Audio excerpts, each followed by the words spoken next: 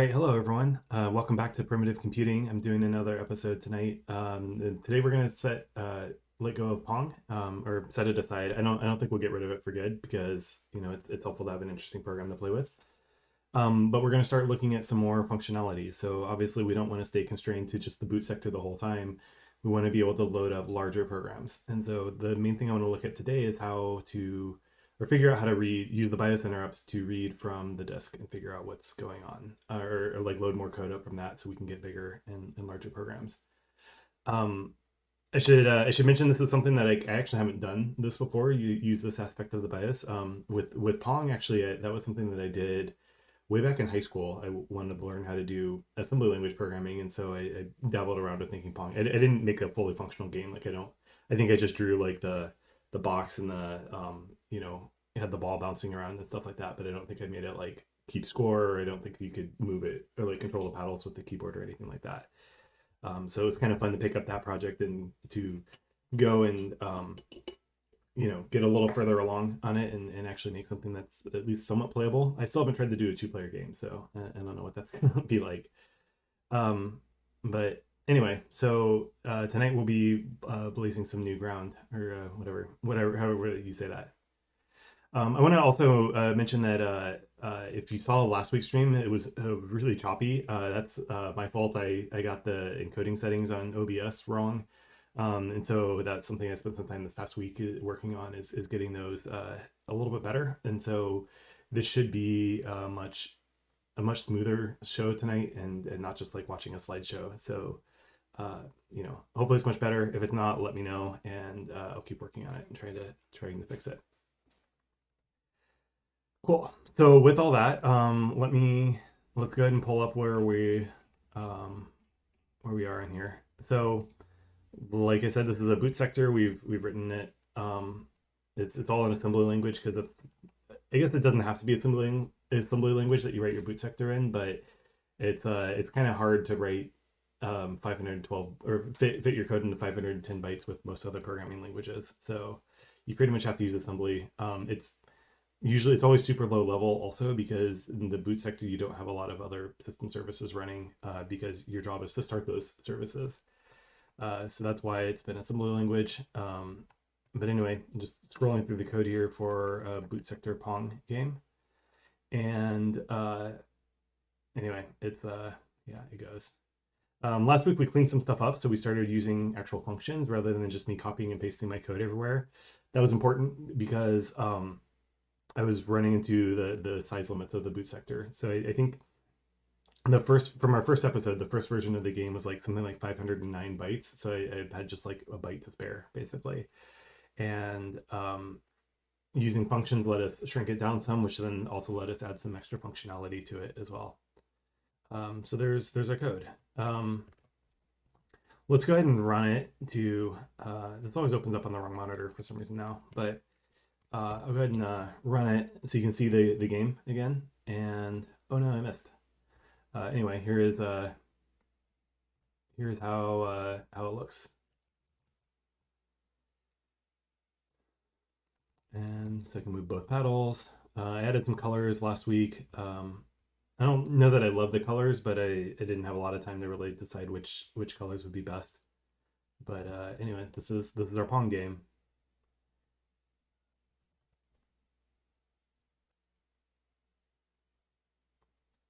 And I'm gonna wait till the player scores, and then I'll shut this down. And there we go. So let's shut this down and let's get into some code.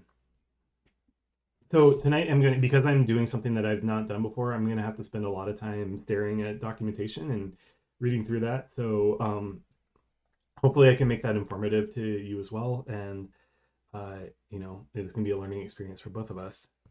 But I think the first thing we should do is basically we're going to take all of this code and cut. I'm going to make a new file and paste it into here. This is going to be our, we're going to save this as pong.asm. So I think the goal for today is to get a boot sector that can read off of another section of the disk, a program, and then run it.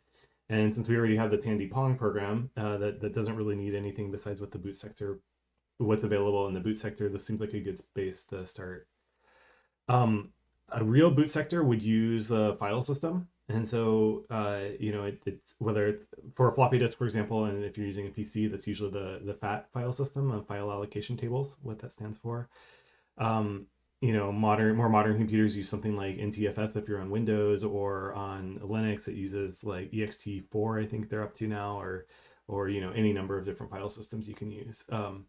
So a proper bootloader would do that. We're not really going to mess with that today. We're just going to start reading raw sectors off the disk and be careful about where we put things.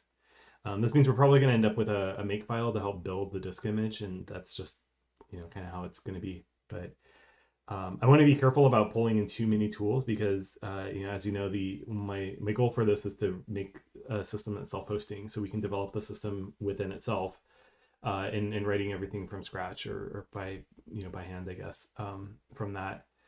And what that means is the more tools that we pull in, the more things we either have to get rid of or rewrite ourselves. And so I want to be cautious about pulling in too many tools, but I think at least while we're getting started, using a couple of extra tools is not the end of the world. So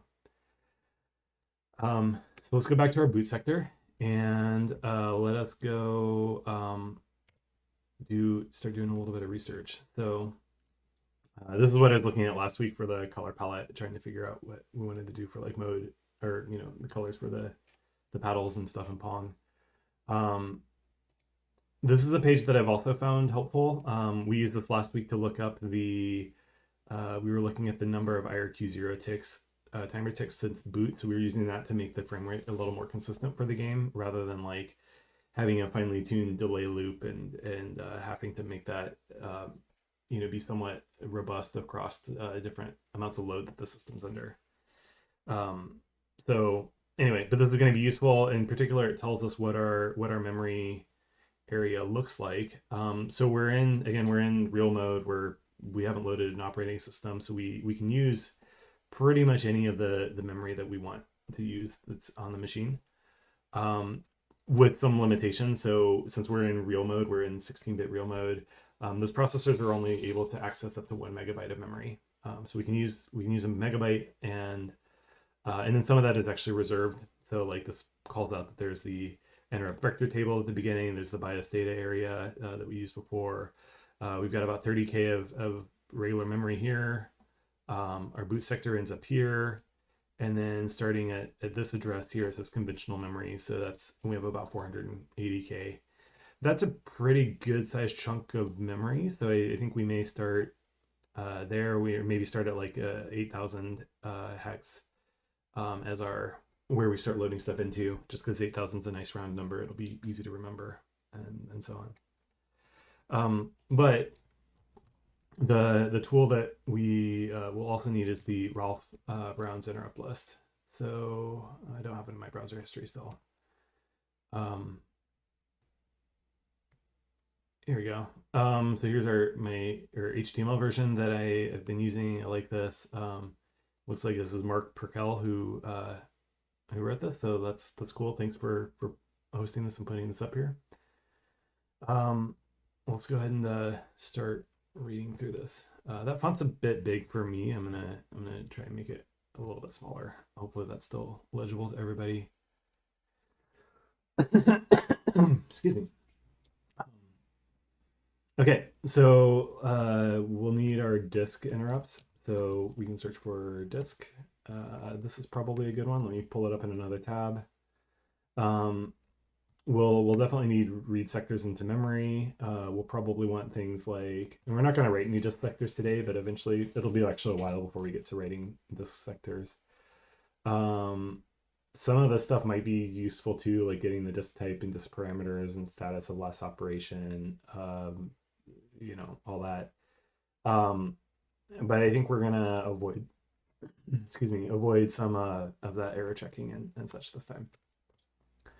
So yeah, here we go. This is reading sectors into memory. This is using something called cylinder head, CHS addressing. So that's cylinder head sector, which is where basically old hard drives would I mean, yeah, I guess there is like, or even nowadays, modern hard drives like spinning disk drives, the ones that actually have platters that spin. This applies to floppy disk too, which is actually what we're emulating right now is a floppy disk. So you would have, multiple different platters, which are the actual disk itself. Then there's cylinders, which is sort of like concentric rings going out from the middle. And then there's head. The head would tell you which platter it is, and then the sector is sort of a segment as you move around that cylinder within there. And so you use this like three-dimensional addressing. Modern drives use what's called LBA, or like more modern BIOSes. I don't know if yeah, I don't see anything in here about LBA addressing. Maybe just IO enhancements has something like that.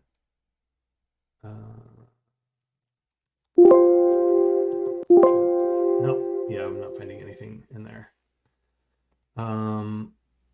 So yeah, I think we're just gonna stick with CHS then instead. Some bias here. Yeah, this looks like a handy page. I think I'm just gonna keep this page open.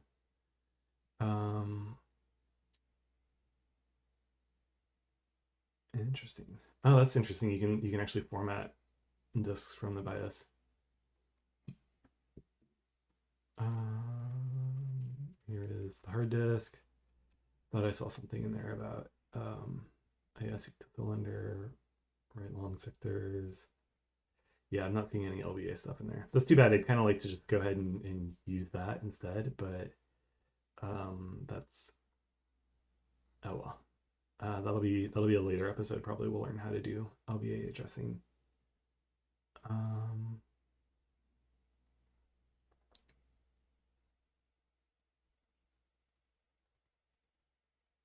Yeah, there's some data like that's cool. There's an 8x8 graphics font, so if we want to do some graphics in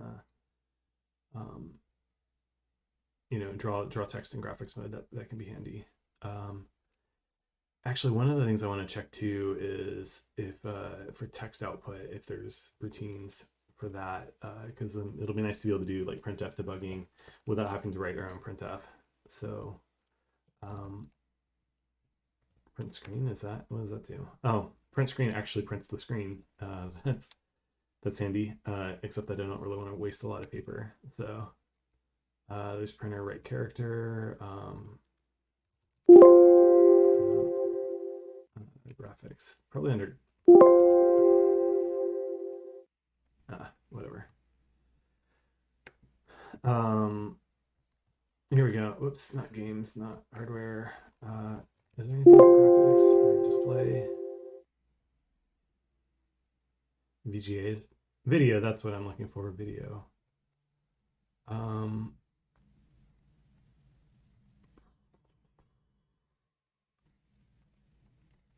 Yeah, there's a bunch of different video cards in here that all have their own BIOS routines.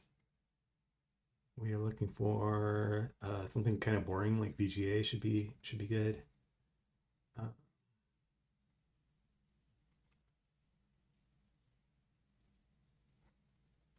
Yeah, so this Visa video cursor interface request. That kind of sounds like the kind of thing I need. I would like.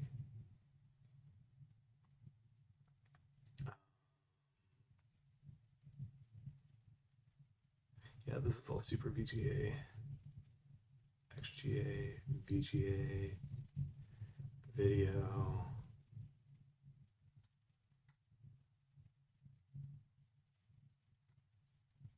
We can change the cursor position or get the cursor position and size. Oh, that's cool. There's a read light pin position. So if we had a light pin, we could do that. I mean, you could do all kinds of things on early PCs.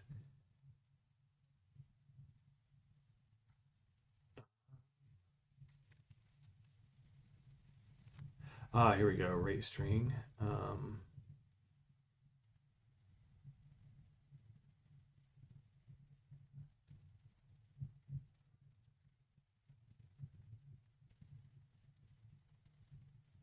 Hey, this looks like.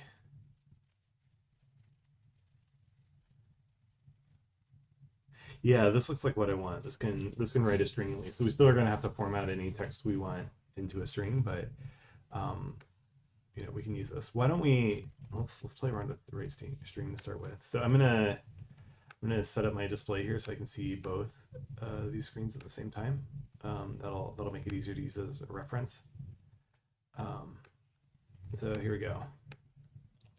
So the goal to start with is we're gonna just do a hello world program.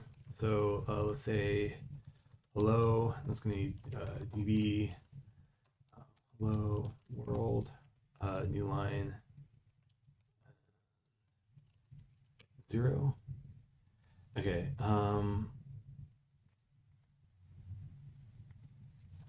Let's see. So we have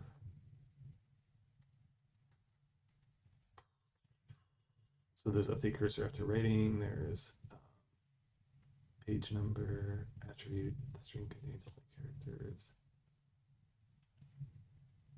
Oh, okay. Here we go. So we want to use the 13H. I think this is part of interrupt 10.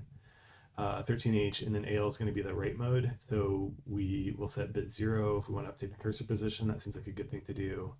And then bit 1 is for alternating characters and attributes. Probably not going to mess with attributes too much. That's like if we wanted to change the colors or anything like that. But let's keep things simple for now. It says put the string we want in ESBP, so that should be fine. I think we can actually just use BP if I remember right. When we boot up, all of our segments are set to the same value. If not, we'll find out. Oh, we do have to have the number of characters in the string. So that's annoying. We can't just use null terminated strings.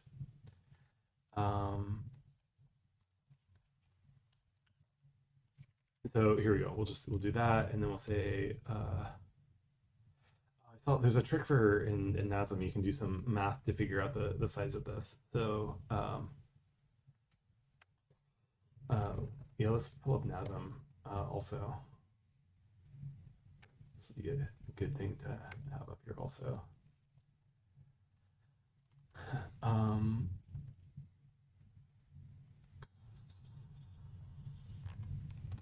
Labels, local labels. Maybe is that what I want? Or with respect, I remember seeing something where you could sort of have it compute the size. Dollar. I think that's the dollar label. I think that's what I. Really bad at oh yeah, there we go. Valid label characters of that, and an environment prefix dollar. It's intended to be read as an identifier. Okay. But is there just the dollar sign?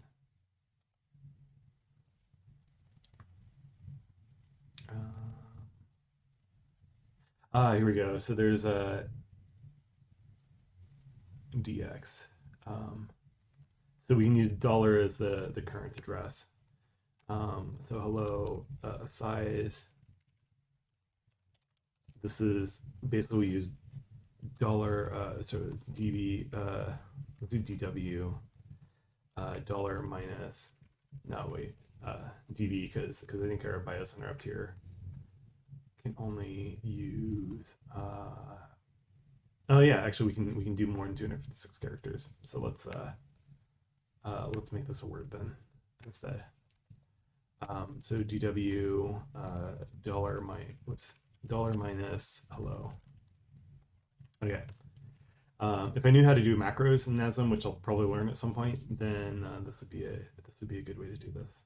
So, anyway, so I think we have enough stuff that we can do this. So I think let's take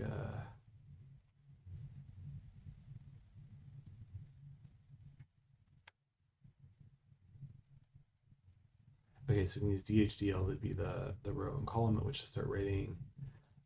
Let's find out how to get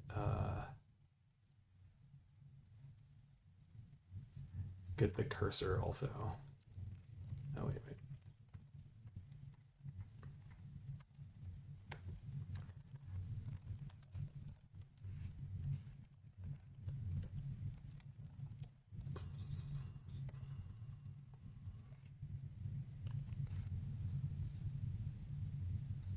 might be.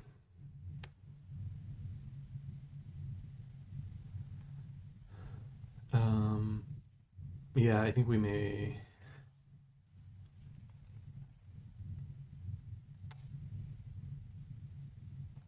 Yeah, so we can just we just want to say, hey, we want to print at the current location. And then we can do this. Okay, so let's do that first. Let's find our current location. So we'll do move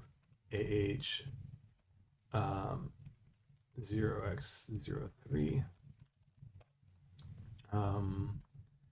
Page number, I think BH is just always going to be 0. So, you know what, I'll just XOR BX. Wait, no. Okay, whatever. XOR BX.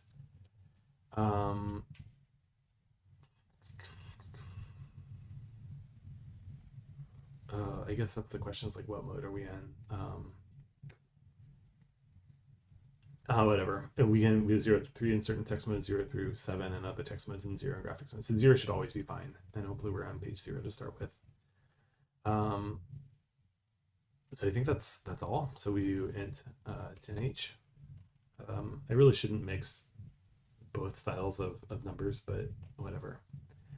Okay, so now DL DH has a cursor position.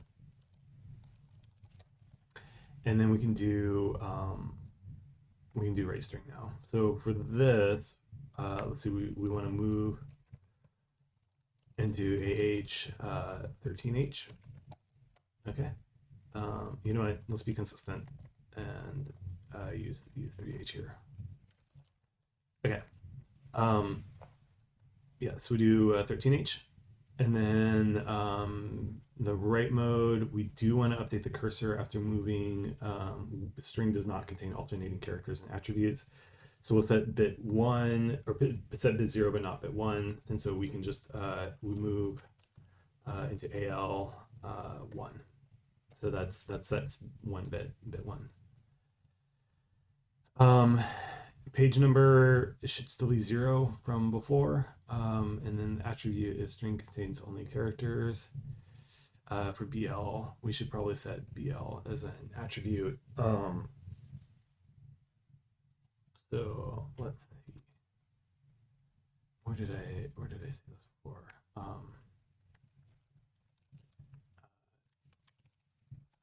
Maybe, does this work? I just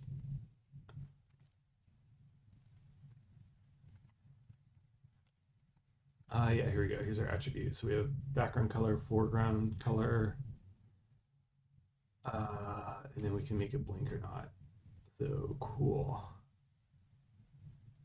I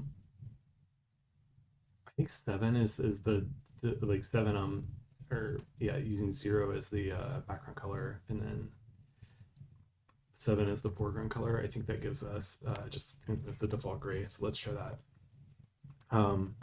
So we'll move into, I forget which register was this I was moving into. Right string at,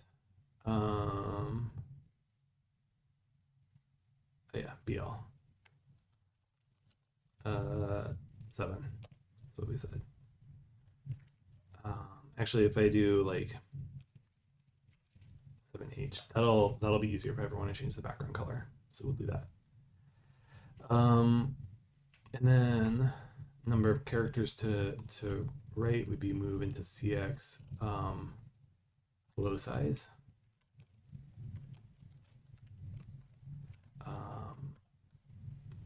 And then size, and then DHDL, we had the value from before, so we don't need anything. I'm going to change this to be like that.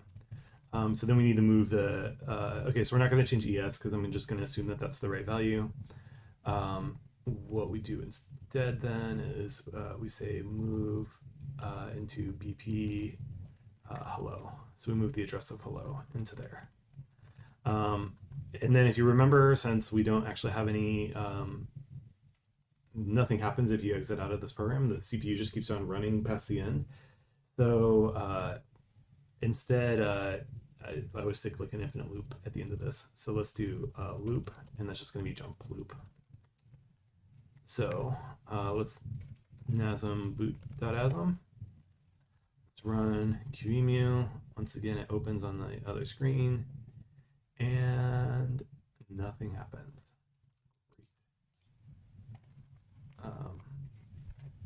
Interesting.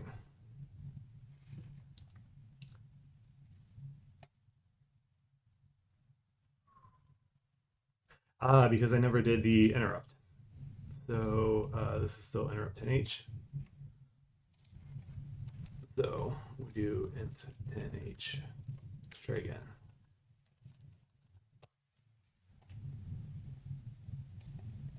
Well, we sort of got there.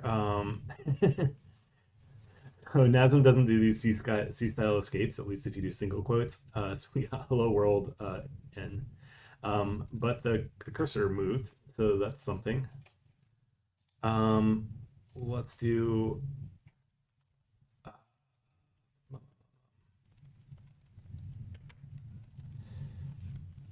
I think so. Instead, we're just going to do 10 and 13. I'm just like going by memory. I think those are the carriage return and line feed characters. And it says that yeah, it recognizes CR, LF, and a couple of other characters. Cool. So I ran that. Again, it opened on the wrong monitor, and we got hello world, and went down to the new line. So that's cool. I'm gonna try another thing. So let's try not having. I think 13 is the CR. So let's try this. Let's nasm and qemu. Yeah. Let me pull this up here so you can see it again. So here I got rid of the carriage return. And so you notice now the cursor is right here. So this is, I guess if you've ever wondered why, like, or if you've ever had to care about like different line encodings, this is why, at least on Windows and DOS and that kind of heritage of operating systems, you have line endings that have two bytes at the end of them. So you have the carriage return and the line feed. And that's because those are sort of two operations. So when I do just the line feed, which is what 10 is, it moves the cursor down to the next line. Carriage return is what moves the cursor back to the very beginning. Okay, and those are separate operations. And then on Linux, at least in other Unix systems, they use I think just the line feed character, and they just assume if you go to the next line, you also want to move the carriage back. I guess like some more history is this term carriage return and line feed actually comes from back when everything was like dot matrix printer, or I don't even know if it was dot matrix, but where you're literally printing on that just a scroll of paper. And so line feed is you roll some more paper through, and then carriage return is you move the print head back to the beginning. Those are separate operations. So you could do stuff like over print if we wanted to, or whatever. So anyway, that's that. I'm gonna do, since we know 13 is the carriage return, and the convention, I guess, is to do CRLF, carriage return and line feed. I'm gonna do it like that instead. So.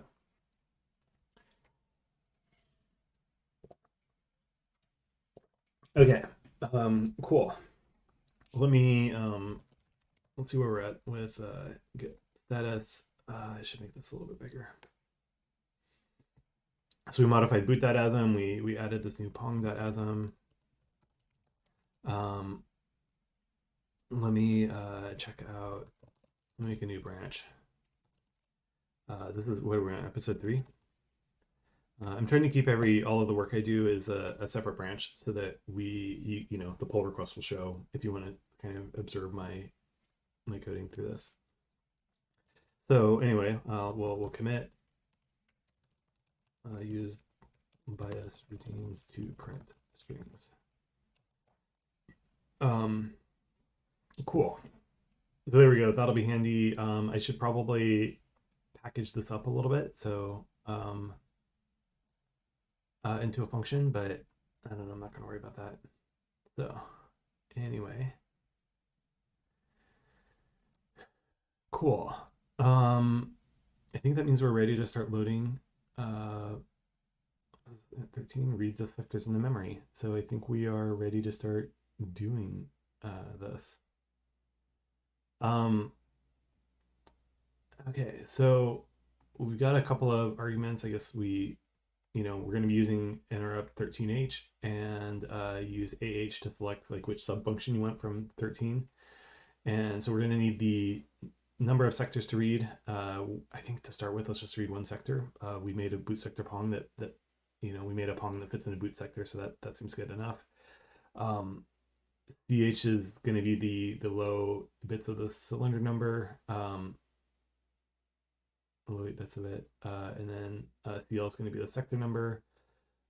We can have higher bits too. Oh yeah, I guess that goes in CL if we need more bits for the cylinder, but since we're pretending to be a floppy disk, we're not going to need this. And then we have the head number and the drive number. I think we're just going to use drive 0. Hopefully that's the right one. Let's see if there's notes down here about this. Let's see, errors on a floppy disk may be due to the motor failing to spin up quickly enough. We should retry.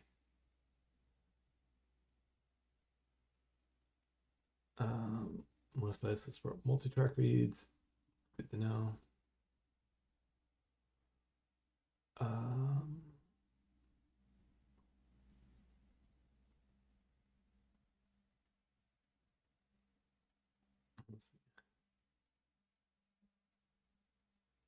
Cool. Sorry, it's not real exciting to watch me read. Here we go.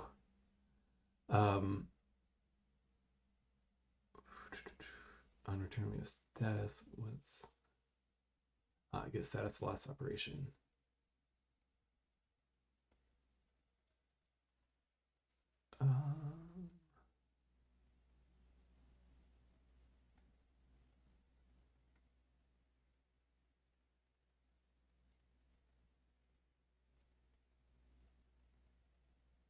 Cool.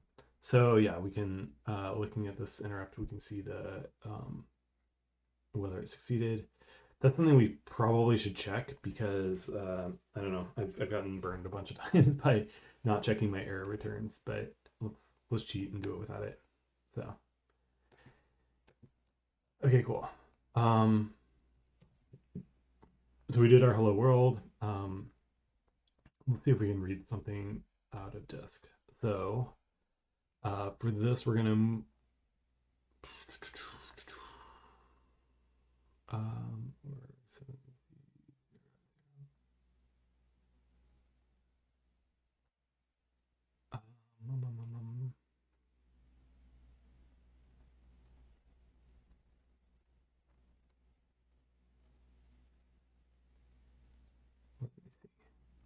okay. Sorry, I was thinking about our locations in memory. So real mode has a weird thing where the different segments actually overlap with each other. So we can, our boot sector is goes from like 7C00 in memory to it would be what 7DFF, I think. Our handy memory map over here will tell us that. Yeah, that's exactly what I said. So we can use 7E00 to 7FFFFF. So anyway, we can access all of this from the first segment. So I think that should be okay.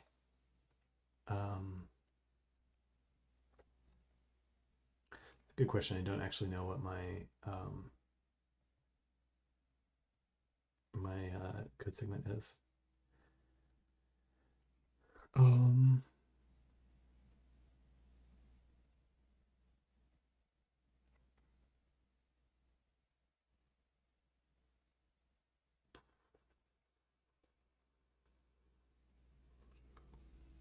Okay. I'm wondering if it makes sense to write sorry, I'm wondering if it makes sense to write a hex printer, so we can see actually what levels or what the values of different registers are. Maybe let's do it. That seems worthwhile. um,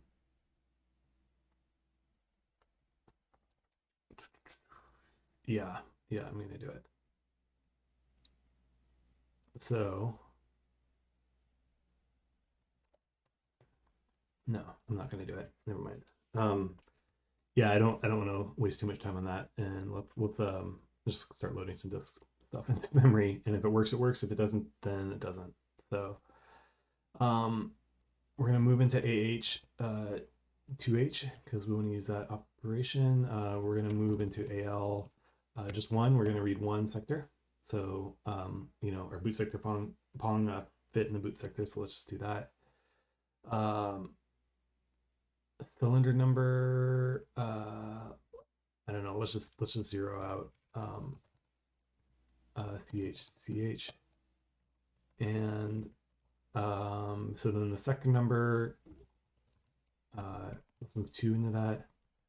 So let's say this is cylinder.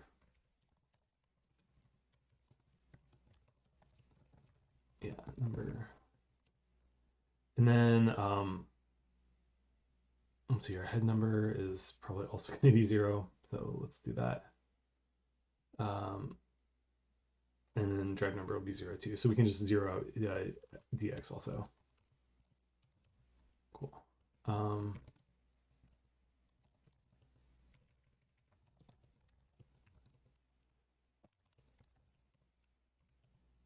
Okay. Now we need to deal with our ESBX. So let's move into. Okay, so let's move into BX. I always get this segment stuff wrong. So we're gonna move 0x 0 0 8 0. I think that no. Like that. Okay. So we're going to be in the second half of memory is what that means. So let's move ES into ES from BX, and then move into BX. We'll just XOR it out anyway. BX. Okay. So there we go. We're using the segment ES to point to BX, or to point to this address 0800. So the thing about the way that segments work in the x86, like in real mode still, is so you have your ES DI, for example, or ESBX in this case is what we're using. So what you would think, and the way this works in like, well, not in 32-bit mode, but actually might. No, I don't know. Anyway, sorry. What you would expect for this to do, at least what I would expect for it to do, is that you have a 16-bit register here and a 16-bit register here. So you would combine these and make a 32-bit address by just sticking 16 bits and 16 bits.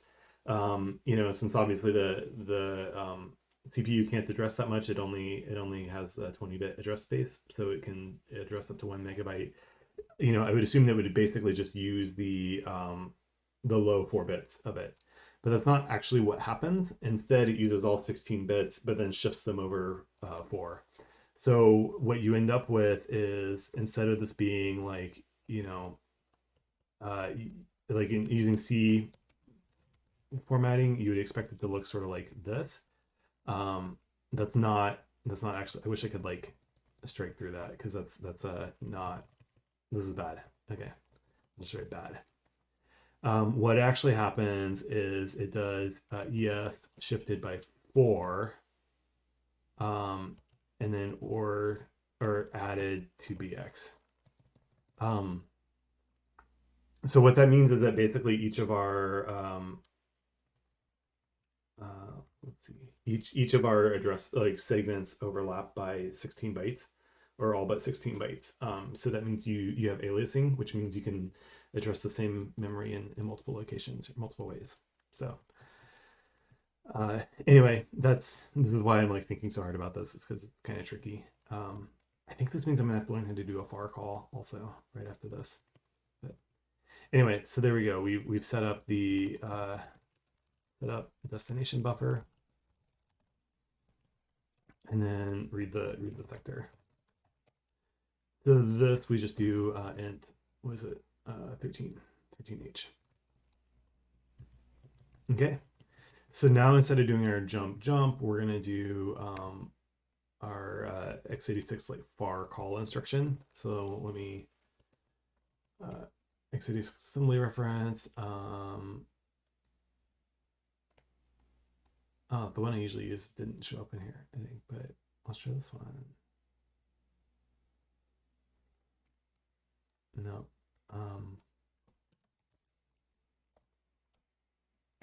There you go. This is the one that I use a lot. Let's do. Actually, we don't want to do a call. We want to do a jump. So a jump basically ends up doing a tail call. So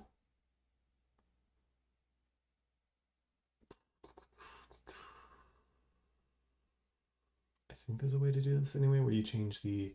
Okay, so we have jump near or jump short, which is just you move a little bit of a space, like up to 256 bytes, I guess. Jump near relative to the next instruction. Oh, that's an interesting opcode. Also, okay, yeah, jump near. Okay, so that just lets you jump relative to the instruction pointer. Jump near absolute indirect address. So if we just want to do like, jump to like a hard coded number. Jump near absolute indirect address. That's on. Jump far. I think that's the one that we want. I think the assembler is just gonna do it. So,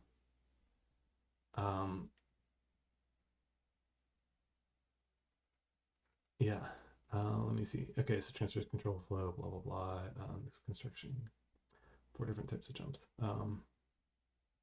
Oh, cool. You can change tasks also with this, but look at it in a different segment from the current segment.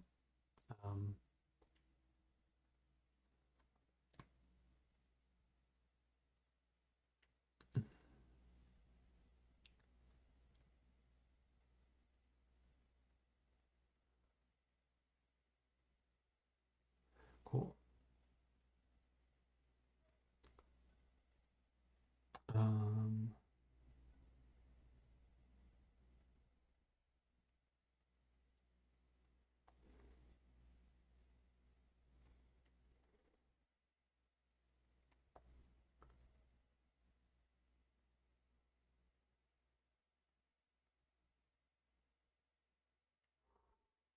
Okay, I think with the pointer method, something went.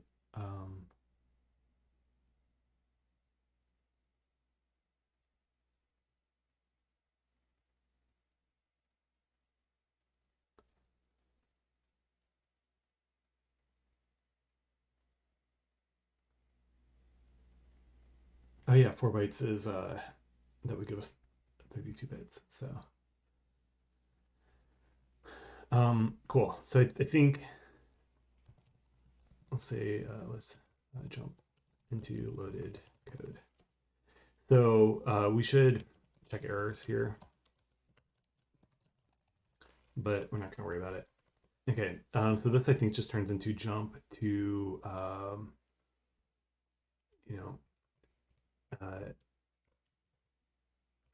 what was it? I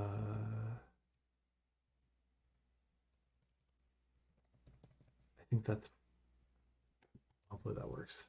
Let's see if we can compile this or assemble this. I mean, it worked. So hopefully that, let me make sure what the right address is here. Oops.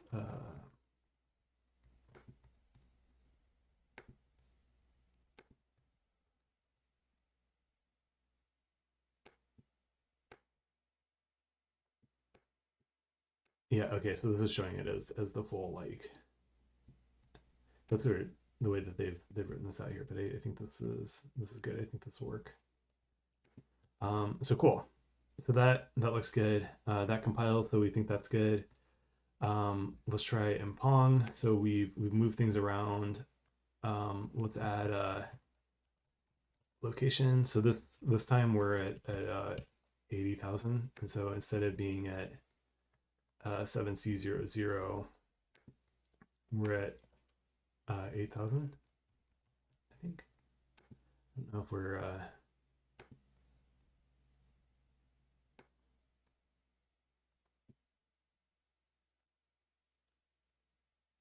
oh yeah. Sorry, we just want 8,000. Okay, so 8,000 is what we want there.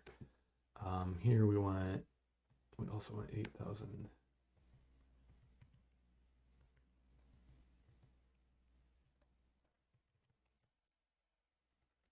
Let's try it. Let's see if it works.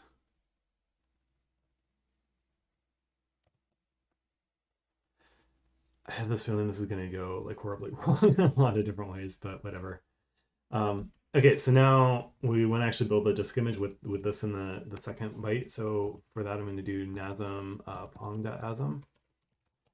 And then if we cat, I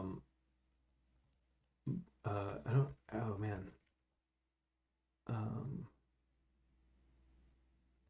we have cat? I don't know. Let's,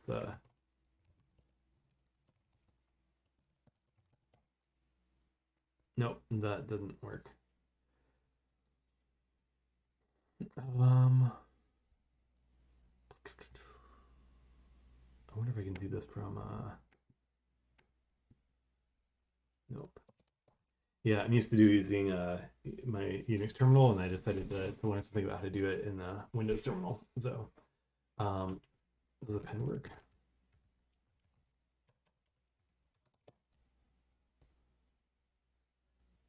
Okay.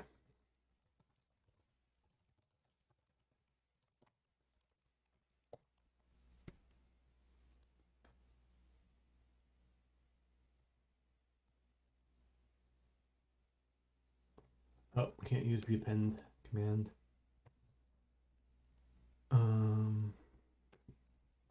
Does copy work?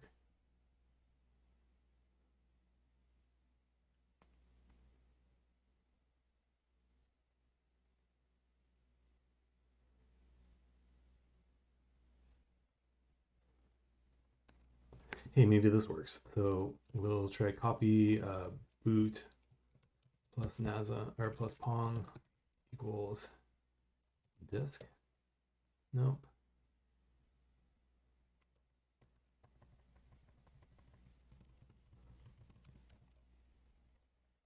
Nope, that also doesn't work.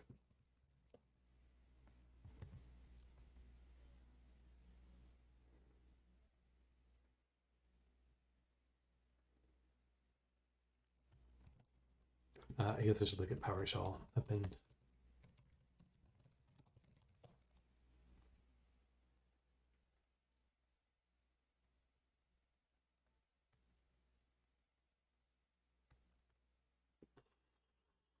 Yeah, there's like add content and set content.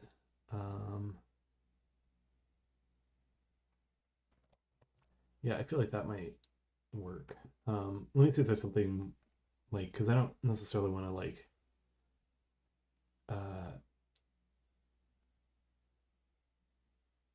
let's see.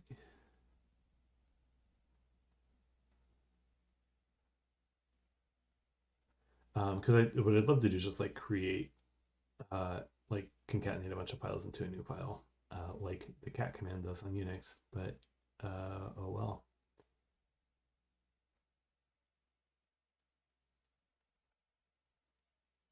Here we go, create a new file and copy content.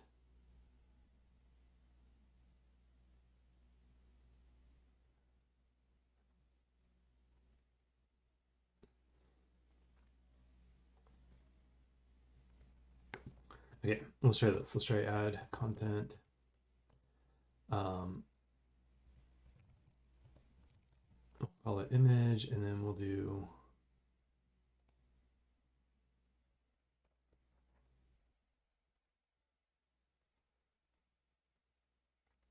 well, let's okay. I guess add content just kind of works. Whoa, whoops. That was weird.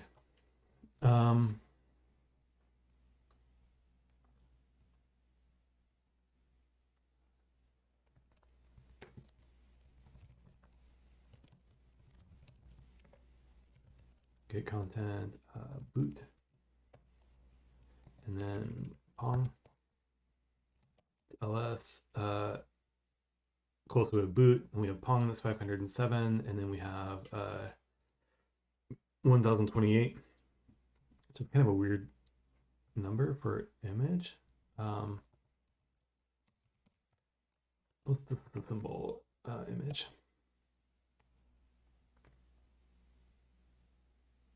I mean, it looks like code. So let's try it. Let's see what happens. So now instead of doing our QEMU with boot, we're going to use image. And anyway, so you can see this, it's not working. That's what that means. Which is interesting. I wonder why.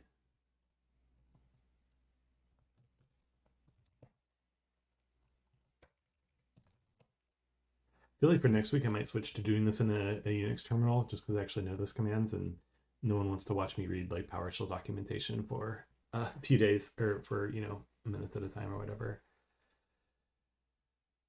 I wonder if there's stuff like DD that would also work. No.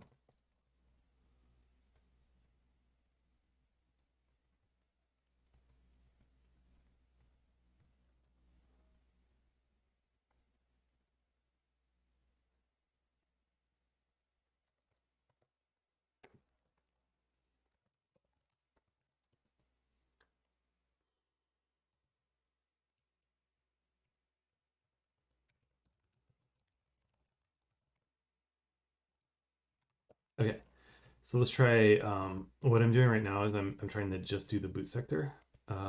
So we have our image, which that's weird. Why does it get 3 extra bytes when we do? You have to do binary or something like that, like as a byte stream. Yeah, let's try that.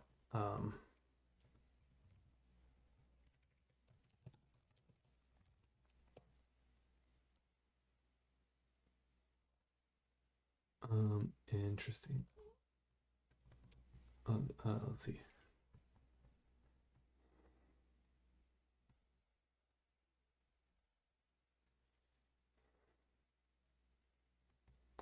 Yeah, as byte string should work.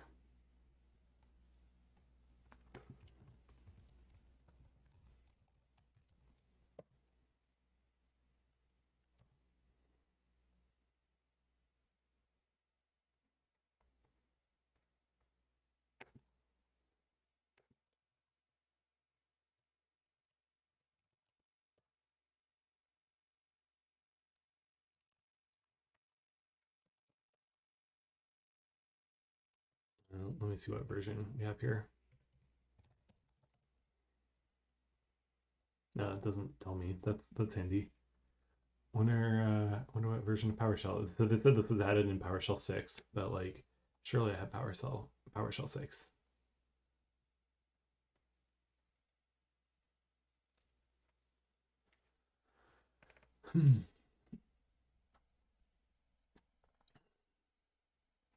Although they are just showing me text files here, so who knows?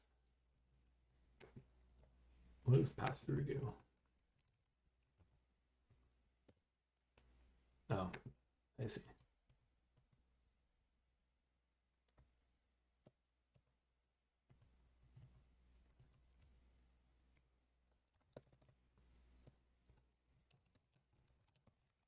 Maybe just pull the wrong. No.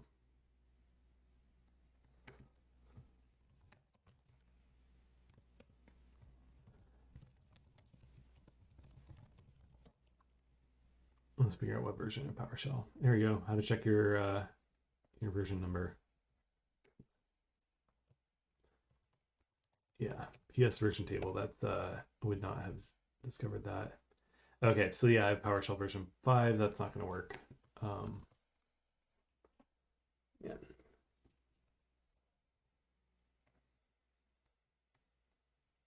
I think NASM can include binary files. Why don't we do that? This will work.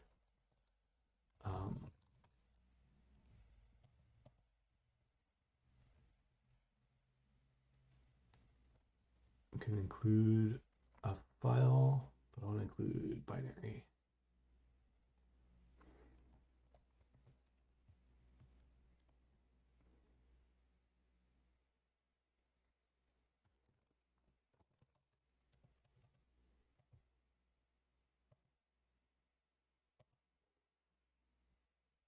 Okay, that's all my includes.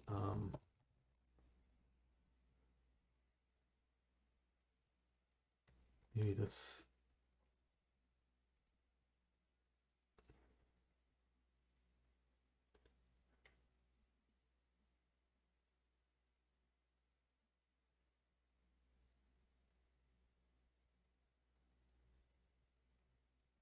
Hey, we can give it a virtual start address. So that's sort of like org, but looks like section local. So let's do that instead.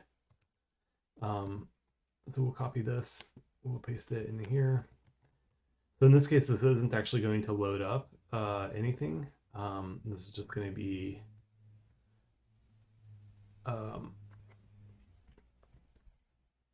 yeah. So this isn't oh right. The BIOS doesn't automatically load this for the boot sector because it only loads the first sector. So to load the rest of this thing, we have to do we'll have to load it ourselves, you know. And so but we're going to use this vstart option here to tell it where we're loading this address or this chunk of code into. So this is going to be section. We're going to call this Pong, and this is going to have a vstart equals 0x8000. That so a little bit beyond there, where the last one was, and then I should probably align it, but I'm not going to worry about it. Okay, so let's nasm boot.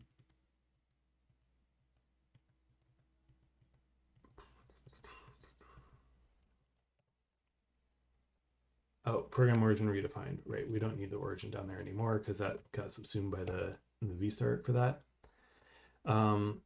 Let's try that. So let's do qemu, but now instead of image, we're going to go back to using boot. Okay. I'm not going to tell you whether that worked, but because the other thing we should have checked is whether boot. Okay, so now we have 1019. So if you remember, our boot sector is 512, and then it says Pong was 507. So if we add 512 and 507 together, then we get 1019. So that's good. It looks like there's no funny business going on. So now let's run this, and what we should see is, if it worked, we should see Pong, which we do in fact. There we go. Oh, hey, there's a cool bug where you can catch the ball in the paddle. That's kind of fun. Anyway, so there we go. We've managed to successfully load a load another sector off of the disk. That's good because now it means that we don't need to worry about our size limitations so much. So we can continue to you know, from here on do like write our program longer. That means we can get into stuff like doing a higher level programming language so that we don't have to spend so much time doing you know, we don't have to write everything in assembly because that gets kind of painful. So anyway, I think that's this is kind of about where I wanted to get through to tonight. So it's kind of surprising it takes an hour to read a sector off a disk, but you know, my first time doing it in C probably took that long also. So here we go. We have a more bloated version of Pong because we took 2 sectors on the disk to do it instead of just 1. But on the bright side, that frees us up to do a lot more in the future. So again, thanks for watching. I always love getting comments on these videos. So if you found this something helpful, let me know. If you think there's a way I can make things better, let me know as well. And thanks for listening. I'll go ahead and send you over to the outro music and say until next time. So thanks again.